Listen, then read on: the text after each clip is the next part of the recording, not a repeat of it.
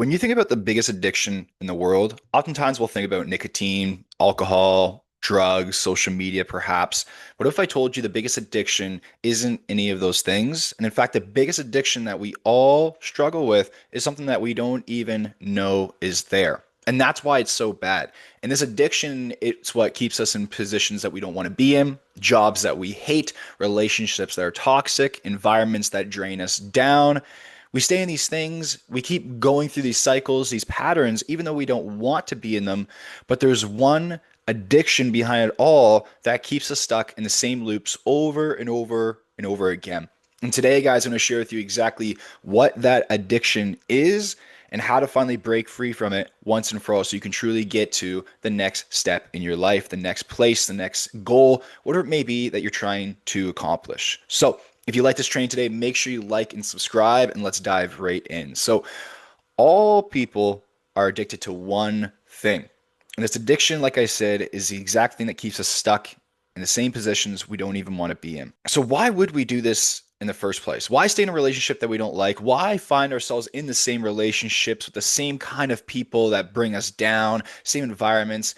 The reason why is because your brain, how you're developed, how you're programmed, what doesn't matter is the success that you want, the happiness that you want, the amazing relationship. None of that stuff matters when it comes to your core foundation of how you're actually programmed. What matters most is familiarity.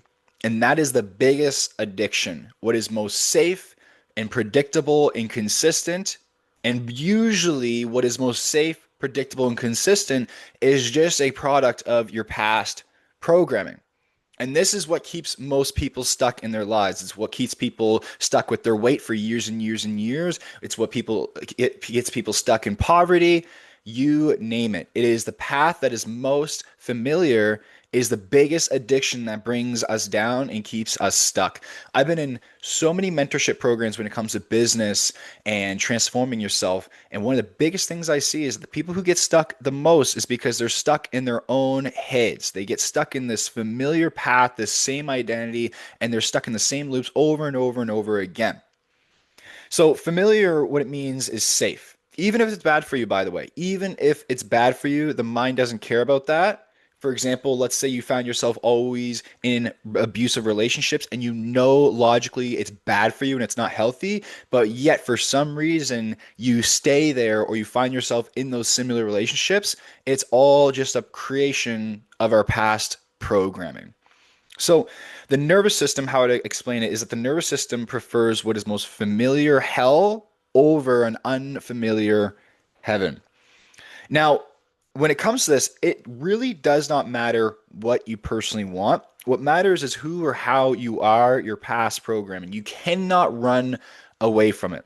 And this is why so many people fail to change their lives when it comes to building businesses, when it comes to losing weight, whatever it may be. There's a very high failure rate. And it's not because that it's impossible to do. It's not because it's so hard to do or any of that. It's all just comes down to a matter of programming. How we function as people is, in a way, it comes from, there's a system to it. The results that you get in your life, how you show up, how you act, how you behave, how you think, how you feel, the positions you put yourself in, the situations you put yourself in, how you talk to people, the opportunities that you see and don't see. There's a system to it. And what you're going to notice today is that how the system works, how the loop works, and how to actually change it moving forwards. So here's a little breakdown. Okay, what you have here is your core belief systems. So think of your core belief systems of the foundation of it all, of how you interact with reality, how you function in reality, the position you're in your life, where you at, etc. Your belief systems runs the entire show. Now, your belief systems, how your brain works is that whatever you believe to be true, your brain's going to try to reconfirm that in reality over and over and over again. When I say reconfirm, what I mean by that is just always trying to find evidence to reconfirm your beliefs. Your brain isn't hardwired to look for the truth, it's just looking to reconfirm your personal truth. So, your beliefs create your identity. Identity is who you believe you are. It's created from a consistent thought and emotion held together over and over and over and over again. The more you experience that, the more you think and feel that way, eventually that becomes wired into who you actually think you are, where you fit into this world.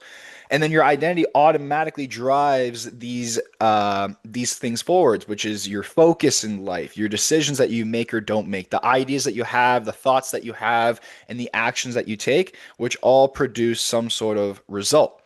Then the belief system also is in charge of your nervous system, what is regulated and what is not regulated. And the nervous system, what this does is it determines what is fight or flight. If your body's in fight or flight, which literally can shut down creative thinking or expand creative thinking, it determines what is safe and what is a threat in life. So, for example, two people could walk into the city.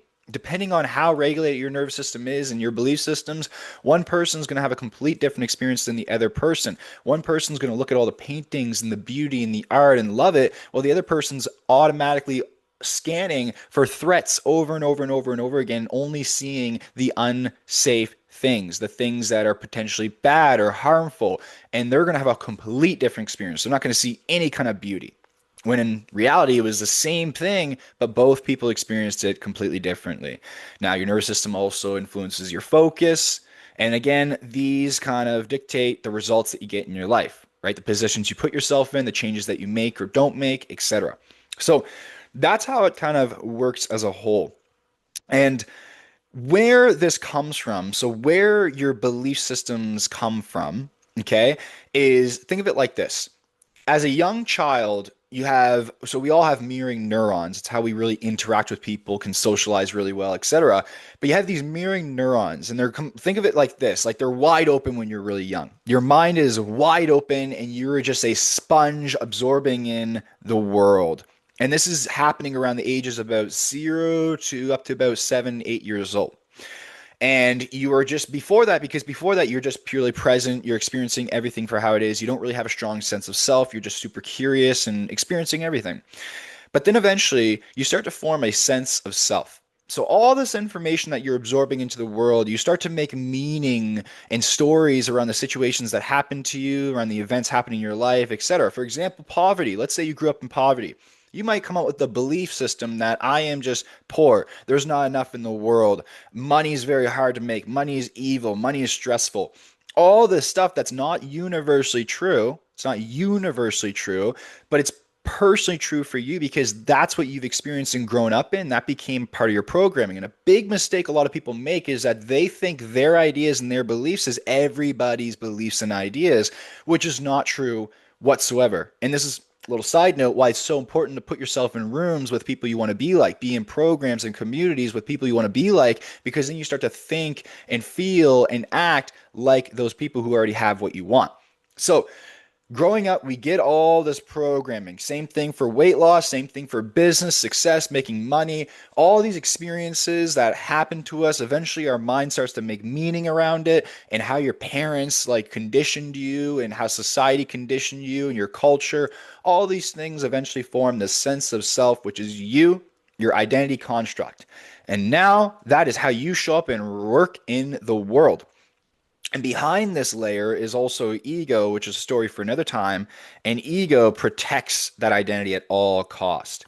So past programming, all the events, experiences, everything that happened to you from a young age growing up, you're an open sponge absorbing it all. Eventually, you build some sort of construct of it. You make some sort of meaning around the events that happened to you, and that becomes your ingrained belief systems, and that is your sense of self. And now what you're doing is you're just reconfirming that sense of self in reality over and over and over and over again. There's a very famous story, and I forget exactly who it was about. One of the very famous people from long ago. And growing up, the school one day wrote a letter home saying how, hey, your child is not smart, not fit to go to regular public school. What the mother did when she told her son about this, I think it was maybe Newton, I forget now, but maybe Isaac Newton. I could be totally wrong, but this is something to definitely look up after. The mother, though, told the son, she took that letter, she read it herself, and what she told her son was that you are too special to go to ordinary school. You are too good. You are special. There's something amazing about you. She hyped him up. She made him feel super good and really integrated a proper belief system into him about that he is good enough, he can do it. And she didn't let the public school and all these people influence his belief systems, making him think that he was less or not good enough or not smart enough. That man then became the person who created some huge invention, maybe the light bulb, something along the lines there. Again, it's something to look up for yourself, but that's a broad idea of the story. And the biggest thing I want to drive home here is that his mom influenced his future in such a dramatic way simply by how she programmed him at such a young age. Because whatever you believe to be true, your brain it must follow that order. It must go reconfirm that belief system in reality, in real time. So, that's why it is so powerful at a young age to have the proper programming and for us to learn and know about this stuff so that way we don't get stuck and we don't live a life that we don't even want to live. This is what I call the mask. You put on this mask, and this mask isn't actually the real you, it's the programmed you. And a lot of us are wearing a disempowered programmed self, a mask, and then that runs your world. When I was younger, for example, I really struggled with confidence and I was super insecure in school, and that ran my world until I ripped that mask off, until I changed my personal identity. So, your programming could be anything of like, let's say you don't believe you're worthy, you're not deserving, you're poor, low confidence, right? And somebody who believes they're not worthy, every time that there's an opportunity come up to change their lives, or maybe they want to go out on stage and talk for their business, so they want to promote themselves on social media, someone who's not worthy is not going to do those things. If that's truly your ingrained belief system, and again, usually it's unconscious, we're not even aware of it. But if that's your belief system, that's hiding in the background, making sure that plays out over and over and over again. So if you do things that are out of order, out of alignment with that belief system, that's where self-sabotage comes in. That's where struggle comes in. That's where resistance and overwhelm and anxiety and doubt, all that stuff comes in because you're not playing with the program. You're trying to go off the program. And the brain hates that because change means uncertainty.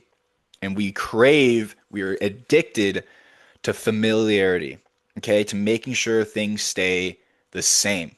It's the addiction that kills the most dreams in life, and it pops up as fear and all this crap that just keeps us stuck.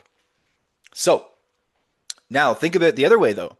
If you have the right programming, if you rewire yourself to build the best identity possible, the one that is required to create and build the life that you truly desire, then the world is yours. The world is absolutely yours. When you can shape yourself to become that confident, action taking, disciplined person, the expansive person, the loving, unconditional loving person, the abundant person, the worthy and deserving person, when you genuinely start to believe about those things about yourself, you will act in accordance. You will follow through on those belief systems, which literally will change your entire life if you give it time to stay consistent.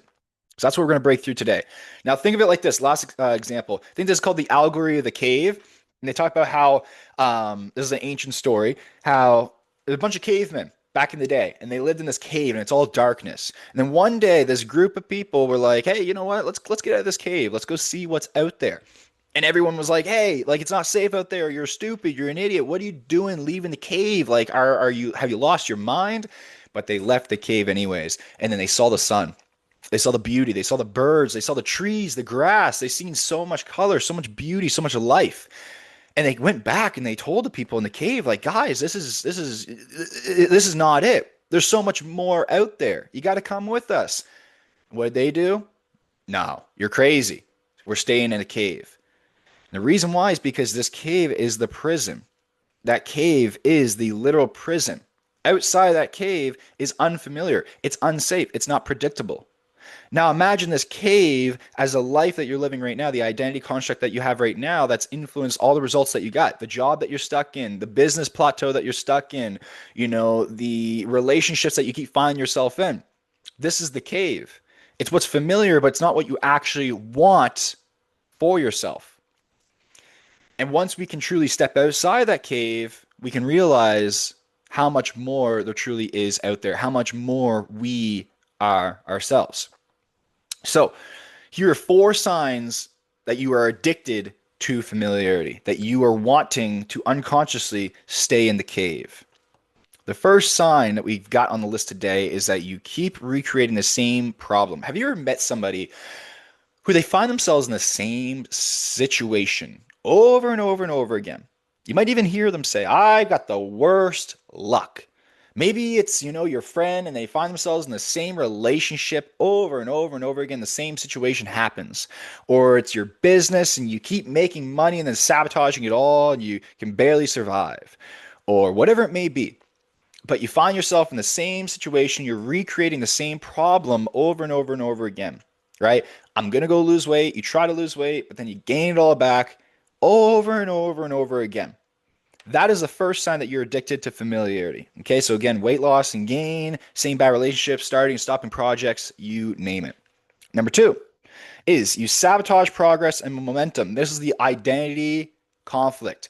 What's happening here, identity mismatch, is when you are changing, your actions are changing, but your identity hasn't changed, and that's uncomfortable. And the ego jumps in, the nervous system's not going to be regulated, and you're just going outside this comfort zone way too far. You're stretching beyond the mass, you're stretching behind way beyond the comfort zone.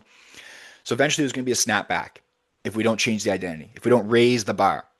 And that's number two, is you will start to sabotage your progress or the momentum that you're building in your life. So this comes up as procrastination, as you start to distract yourself when things are going well, you start to make up excuses, you slow down the pedal when things are going perfect.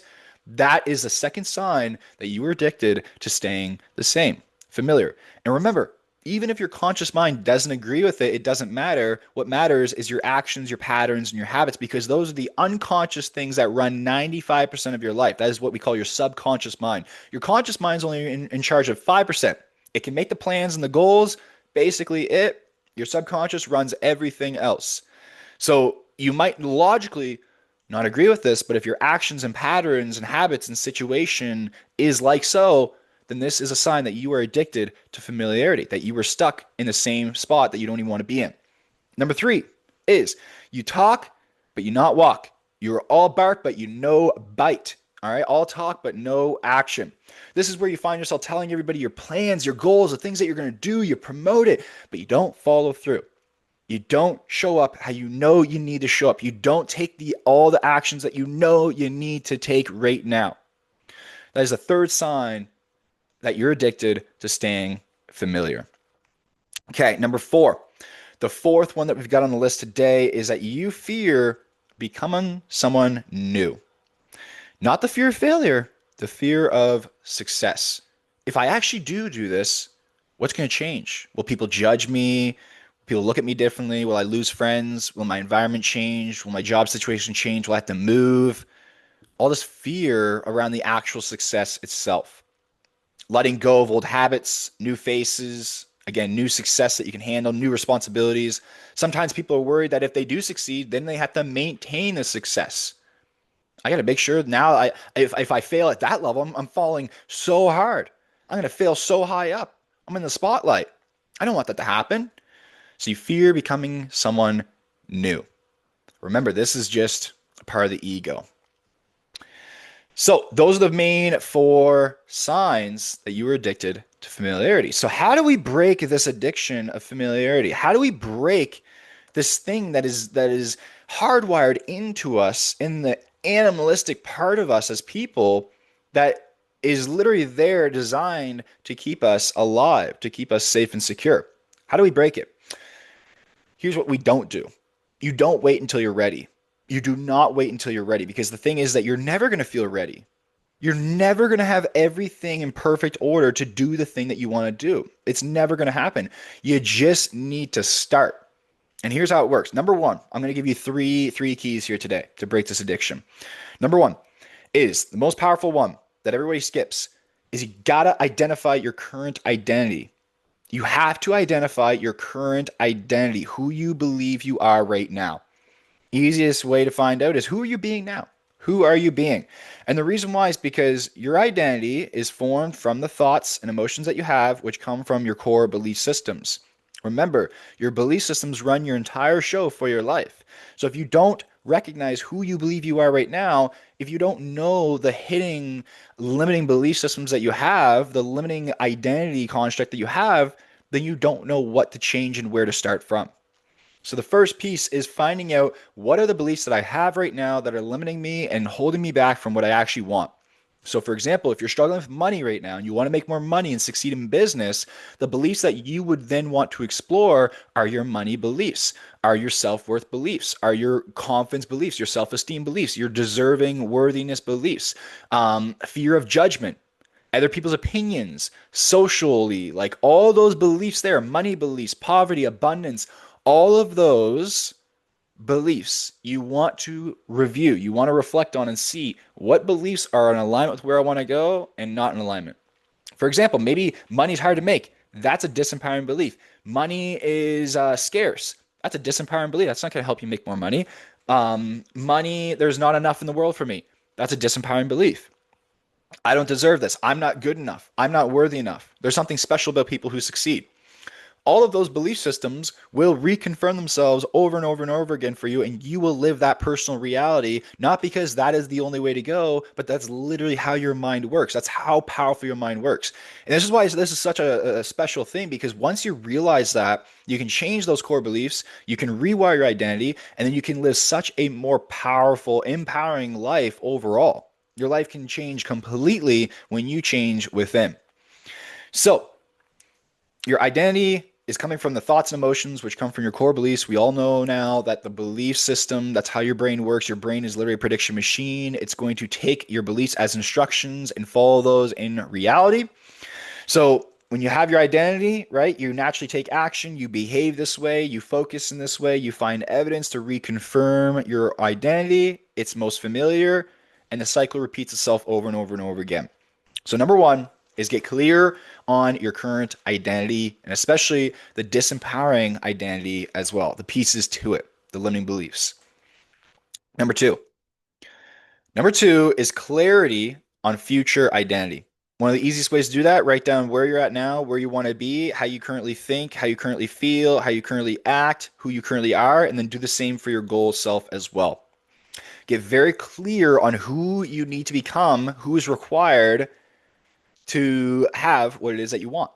So who am I required to be? How do I show up? How do I think slash feel about myself? Get very clear on the vision of where you want to go, who you want to be, so you can start acting as them now, as them today. Because here's the thing, as I mentioned, your identity, your state of being is created from consistent thought and emotion. And then that naturally drives the behaviors and actions. So, one thing that I personally do every day as a coach who teaches this stuff for a living, one thing that I do is every morning before I start my day, I activate my new state. What I mean by that is that I get into the identity of the person that I want to be, who has the dreams that I desire, who has the lifestyle that I desire.